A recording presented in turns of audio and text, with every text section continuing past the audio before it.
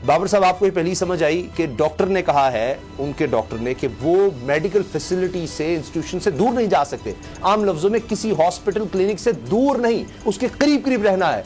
और airport rush की जगह पर जाना तो उनके लिए बिल्कुल एक ऐसे जैसे कत्लगाह वो चले गए हैं। 255 मील, 500 किलोमीटर का सफर, फैक्ट्री में जाना, और इतने जहनी तनाव में, इतने शदीद जहनी तनाव में, वो टेक्टोस, वो जो बीमारी है जिससे वो दिल इतना खतरनाक हो जाता है, वो औरतों में 90% औरतों में बीमारी, उसके साथ इस तरह फैक्ट्री का दौरा, कुछ आप पहली मुझे बूझ कर जरा समझाएं। उसामा साहब, जो मेरी इत्तलात है, ये हसन नवाज का ये वेंचर है, वो वहाँ पर कंस्ट्रक्शन के हवाले से एक उन्होंने फैक्ट्री लगाई है, और उनके इसरार पर नवाज शरीफ जो है उस फैक्ट्री का उन्होंने दौरा किया, अपने बेटे की फैक्ट्री का दौरा किया है। और ये कोई आजकल का नहीं है, ये कोई महीना पहले का दौरा है, जिसकी फुटेज अब सामने आई है, ये भी मैं आपको बता दूँ। दूसरी तरफ जो ख़त लिखा गया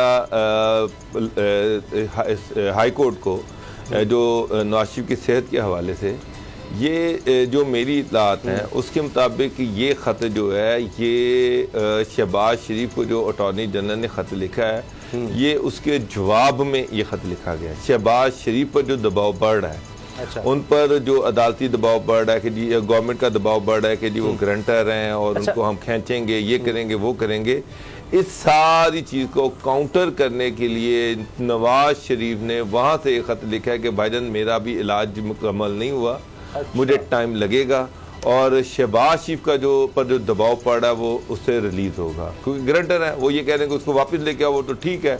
अब जो ये ख़त आ गया कि ना वो ज़हनी तनाव का शिकार है, ज़हनी दबाव का शिकार है, वो जहाज पे सफर नहीं कर सकता, वो नहीं आ सकता। मेडिकल रिपोर्ट है सर, मेडिकल रिपोर्ट नहीं है उसामा साहब। मेडिकल रिपोर्ट ये होती है कि आप लैब की रिपोर्ट भेजें, लैब की रिपोर्ट जो है उस पर जो सारे इशारे होते हैं, सारी जो सिचुएशन होती है, बड़ी क्लियर होती है। टेस्ट रिपोर्ट नहीं है।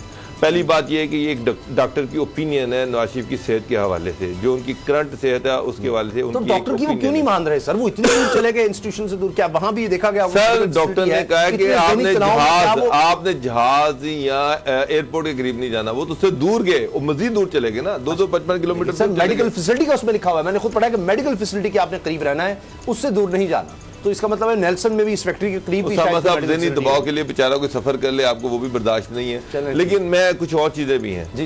एहसन बून जो है, उन्होंने जो पटिशन की है, मेरी इत्तलात के मुताबिक आज से 1 महीना पहले एहसन बून और तारड़ साहब जो है उन्होंने लंदन का दौरा किया था।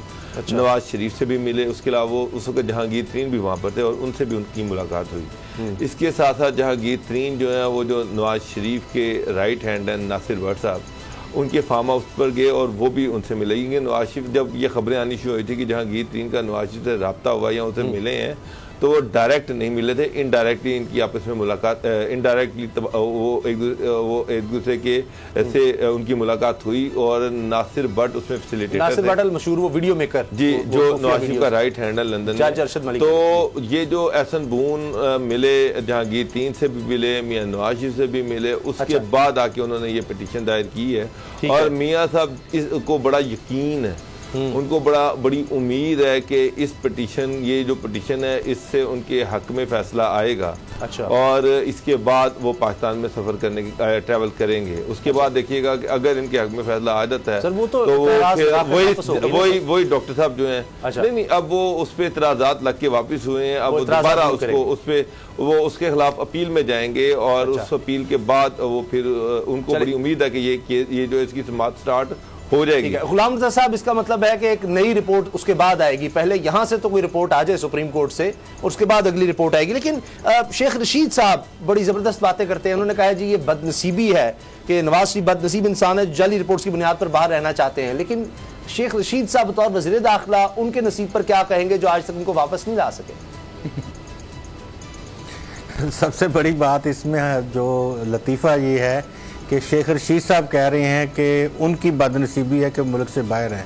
वो जिस दिन मुल्क के अंदर होंगे शेख साहब की बदनसीबी शुरू हो जाएगी। अच्छा। वो उन हालात के वो ये तो दुआ करते हैं शेख साहब के वो ना ही आए किसी तरह से भी।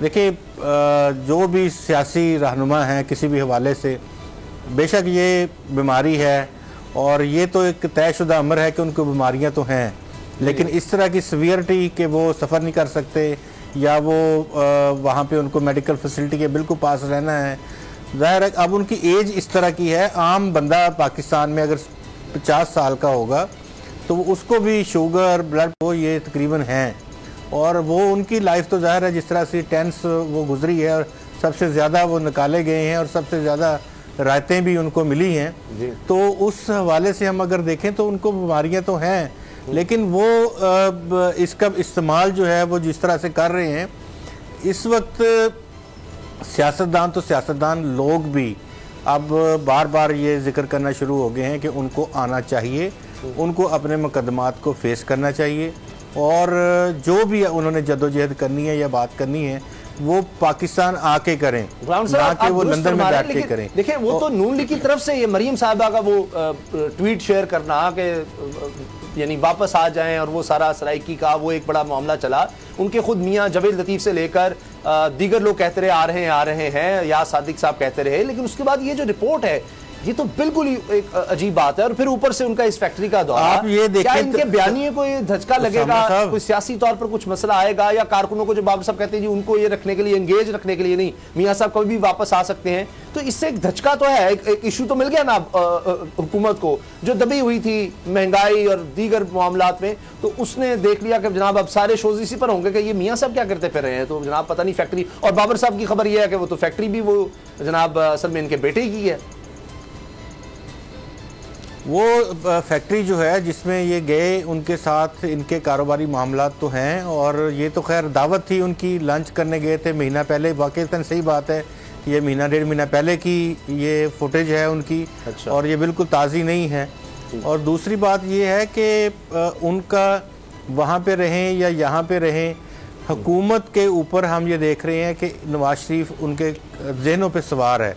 कल पाकिस्तान टेलीविज़न के ऊपर टिकर चलते रहे हैं मियां नवाज शरीफ की रिपोर्ट के और मियां नवाज शरीफ के, और ये कुछ बयान था फवाद चौधरी साहब का, लेकिन उसके साथ रख के टिकर भी चले हैं पीटीवी पे। तो अब ये देखें किस तरह से चीज़ें हो रही हैं, किस तरफ जा रही हैं।